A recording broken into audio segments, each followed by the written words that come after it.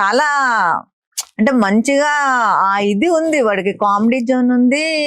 Plus అంత అంటే main ఎలా అయిందంటే విలన్ పోర్షన్స్ ఎక్కువ చేయడం వలన అందరూ తనేదో చాలా సీరియస్ వీళ్ళగా కొంచెం అనుకుంటారు. కానీ తను చాలా సాఫ్ట్. హౌస్ లోకి వెళ్ళాక అర్థమైంది. సో క్యారెక్టర్ బట్టి మనుషులు మనం అనలైజ్ చేయలేము కదా. సో దానికి ఎగ్జాంపుల్ అన్నయ్య. అంతే అండి.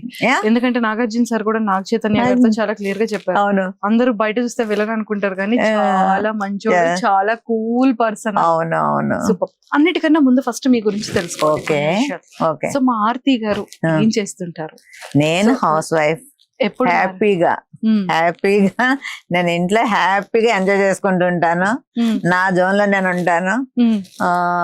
నా ఆడపడుచులు ఇద్దరు ఇక్కడే వైజాగ్. నాకు సిస్టర్స్ లేరు, బ్రదర్స్ ఇద్దరు. వాళ్ళు నా ఆడపడుచులు ఇద్దరు కూడా నన్ను సిస్టర్ లాగే చూస్తారు, ట్రీట్ చేస్తారు. సో నేను చాలా చాలా హ్యాపీగా ఉన్నాను హౌస్ వైఫ్ గా. నా ఇద్దరు డాటర్స్ యుఎస్ లో ఉంటారు. సో సంతూర్ మమ్మీ మీరు. సో అంతా ఫుల్ హ్యాపీ. మా హస్బెండ్ కూడా నన్ను చాలా బాగా కేరింగ్ గా బాగా చూసుకుంటారు. సార్ ఏం చేస్తుంటారు? సార్ బిహెచ్పి అంటే బిహెచ్ఈఎల్ ఉంది కదా వైజాగ్, దాంట్లో డీజీఎం గా చేశారు. మొన్న రీసెంట్ గా రిటైర్ అయ్యారు. ఆయనకి ఖాళీగా ఉండడం ఇష్టం లేదు. సో మళ్ళీ వెంటనే ఇంకా రిటైర్ అవ్వకముందే వేరే జాబ్ చూసుకున్నారు చెన్నైలో.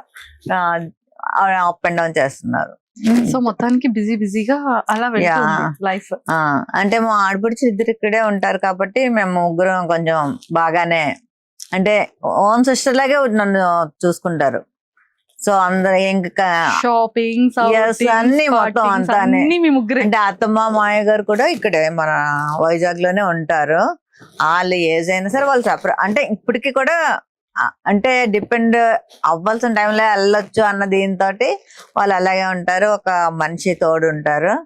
సో ఒకవేళ నేను వెళ్ళకుండా మా ఎదురాడబడితే వెళ్తే మా అత్తమ్మ గారు కంపల్సరీ అడుగుతారు, ఇది ఆర్తి రాలేదేంటి అని. అంటే ఇంక మా అత్తమ్మ గారు అయితే ఇంకా నేను చెప్పక్కర్లేదు. వాళ్ళ అమ్మాయిలను ఎలా చూసుకుంటారో నన్ను అంత బాగా చూసుకుంటారు. మా మాయ గారు కానీ అత్తమ్మ గారు. సో భరణి సార్ మీకు పెద్దన్నయ్య చిన్నన్నయ్య బా ఎంత కూల్ గా చిన్నన్నయ్య. కానీ భరణి సార్ కి మీకు మధ్య ఇంత కన్నా ఇంత స్ట్రాంగెస్ట్ బాండింగ్ ఉంది అని నేను విన్నాను. అసలు ఏంటి ఇద్దరి మధ్యలో బెస్ట్ మెమరీ? చిన్నప్పుడు అన్న చాలా నాటి అసలు. అంటే నేను అసలు మీకు తెలుసా, మా ఫాదర్ సైడ్ అమ్మాయిలు లేరు ఎవరుని, జనరేషన్ లో అందరూ అబ్బాయిలేనంట. సో ఫస్ట్ మా మదర్ కి మా పెద్దన్నయ్య పుట్టాడు. సెకండ్ అమ్మాయి గురించి వెయిట్ చేశారనమాట. అన్నయ్య పుట్టిన తర్వాత, అన్నయ్య పుట్టిన తర్వాత మా నానమ్మ ఎవరు చూడడానికి రాలేదంట. అయ్యో. సెకండ్ టైం కూడా సన్ పుట్టాడని. సో మా డాడీ కూడా చాలా అప్సెట్ అయ్యారంట. కానీ మరి ఇంకా ఓకే, థర్డ్ నేను పుట్టిన తర్వాత చాలా వెరీ వెరీ హ్యాపీ. వాళ్ళు ఫెస్టివల్ చాలా అక్కడ. అంటే మా అత్తమ్మ గారు వాళ్ళు కూడా తెలుసు, అంటే చిన్నప్పటి నుంచి మాయ గారు డాడీ కొలీగ్స్ అనమాట. సో వాళ్ళు కూడా చెప్తారు అనమాట, అక్కడ ఉన్న వాళ్ళందరికీ డబ్బులు పనిచేసి డాడీ ఫుల్ హ్యాపీ జాయ్ మూడ్లోకి వెళ్ళిపోయారంట. అన్న ఏంటంటే చిన్నప్పటి నుంచి కూడా కొంచెం నాటిగానే పెరిగాడు. పెద్దనే చాలా కామ్ చిన్నప్పటి నుంచి కూడా. అంటే వెనకాల ఏం చేసినా ముందు దొరికేవాడు కాదు వాడు. చిన్న ఏంటంటే ఫస్ట్ ఆఫ్ ఆల్ ఏం చేసినా ముందు దొరికిపోయేవాడు.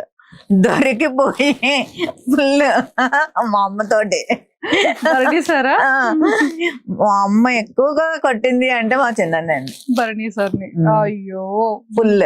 కానీ మదర్ అంటే చాలా పిచ్చి కదా భరణి సార్. అదే చెప్తున్నాను, చిన్నప్పుడు మా అమ్మ ఎంత కొట్టింది అంటే వాడిని చాలా కొట్టేది అనమాట. అంటే వినేవాడు కాదు మాట. మాకేంటంటే మేము గోడ మీద పిల్లిలో కొంచెం నేనుని మా పెద్దన్నయ్య దొరికే వాళ్ళం కాదు.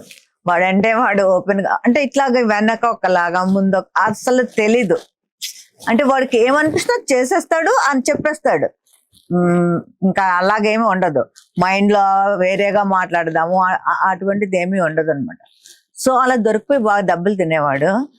సో నా ఏజ్ అంటే నేను 16, అంటే నాకు 14-15 ఇయర్స్ అప్పుడు డాడీకి హార్ట్ అటాక్ వచ్చింది.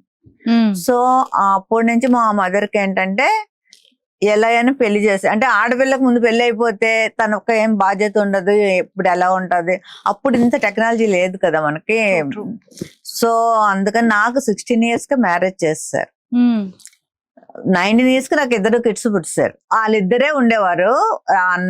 అమ్మ డాడీ ఏమో నాకు 20 years వచ్చినప్పుడు 21లోన చనిపోయారు అనమాట హార్ట్ అటాక్ తోటి. అప్పటి నుంచి అమ్మ భరణితోటే ఉంది. వాళ్ళిద్దరే ఉండేవారు. మేము మధ్యలో వెళ్ళేవాళ్ళం. పెద్దనే ఏమో జాబ్ కి వేరే చోట ఉండేవాడు. సో చిన్ననే దగ్గరే ఉండేవాడు. అంటే వాడు ఎంత దెబ్బలు తిన్నాడో ఆ ఫుల్ రెస్పాన్సిబిలిటీ వచ్చేసింది వాడికి. ఇంకా తర్వాత అంతా ఇంకా చూడాలి అమ్మని, ఇంకా ఇది అని. వాడు ఎలా అంటే ఇంకెలా మారిపోయాడంటే, అంటే బయట వాళ్ళు ఎవరైనా వస్తే అమ్మను సరిగ్గా చూసుకోరేమో అని చెప్పి మా మేనమామ అమ్మాయినే చేసుకున్నాడు. మా మేనమామ వాళ్ళ, అంటే తనైతే కొంచెం కేరింగ్.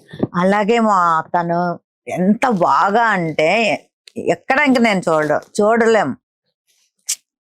ఇంకా బర్నీ సార్ ఏ టైంకి 2 o'clock వస్తే 2 o'clockకి లెగిచి అప్పుడు అంటే ఫోన్ చేస్తాడు మరి షూట్ అయినప్పుడు, నేను బయలుదేరాను వస్తున్నానంటే అప్పుడు వేడివేడిగా చేసి పెడుతుంది. వెరీ వెరీ అంటే ఇంకా అసలు నేను చెప్పలేను. మేమందరం బ్లెస్డ్. ఆ అమ్మాయి మా ఇంటికి నిజంగా మేము చేసుకోవడం, మా మాయ కూతురు అయినా సరే గొప్ప చెప్పుకోవడం కాదు, నిజంగా చాలా మంచి అమ్మాయి. అమ్మనైతే ఇంకా పూలు అంటే, అందుకే మేము ఇప్పుడు మా ఇంటికి వస్తుందా రమ్మంటాం. అంటే అంటే అన్నయ్య దగ్గరికి, పెద్దన్నయ్య దగ్గరికి వెళ్ళడానికి అవ్వదు, షార్జా కదా, సో ఫ్రీక్వెంట్ గా వెళ్ళడానికి అవ్వదు. నా దగ్గరికి రమ్మంటే ఇంకా అలా చెప్తూ ఉంటే వస్తుంది. వచ్చిన ఒక 5 days నుంచి మొదలు పెడుతుంది.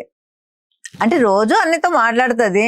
5 days నుంచి బాబు ఎప్పుడు వస్తావు తీసుకెళ్ళడానికి అనుకుని, మా ఇంట్లో అసలు కదలక్కర్లేదు, టీవీ అన్ని పనమ్మాయి అలా కూర్చున్న చోటికి తీసుకెళ్ళి పెడుతుంది. అయినా సరే తనకి మా చిన్నన్నయ్య దగ్గర ఉంటేనే చాలా కంఫర్ట్ గా ఫీల్ అవుతుంది. అంత ఆ జోన్ లోకి వెళ్ళిపోయారు వాళ్ళు. ఇప్పుడు కూడా మేబీ చాలా మంది ఇప్పుడు అనుకున్నారు ఆ లాకెట్ అది పట్టుకెళ్లారు, ఎందుకు అలా పట్టుకెళ్లారు, సూట్ కేసులో పెట్టుకెళ్ళచ్చు కదా, ఇది పట్టుకెళ్ళచ్చు కదా అని చాలా మంది అన్నారు. అన్నయ్య ఎప్పుడు కూడా అమ్మని ఏదైనా షూట్స్ ఉన్నప్పుడే వదిలి వెళ్తాడు, లేకపోతే అస్సలు వదలడు. వెళ్ళినా కూడా రోజుకు ఒక 10 సార్లైనా ఫోన్ చేస్తాడు.